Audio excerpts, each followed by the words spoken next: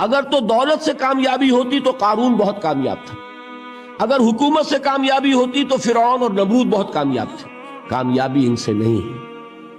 कामयाबी इंसान दौलत में कारून की दौलत तक पहुंच जाए, दुनिया में दबदबा और इख्तिदार और सल्तनत और हुकूमत के एतबार से वो नमरूद और फिरौन का मकाम हासिल कर ले, वो नाकाम है, खाइब है, खासिर है, बर्बाद है। और अबू जर गिफारी कामयाब है, चाहे उनके पास कुछ नहीं, झोपड़ी तक नहीं थी, कोई घर नहीं था।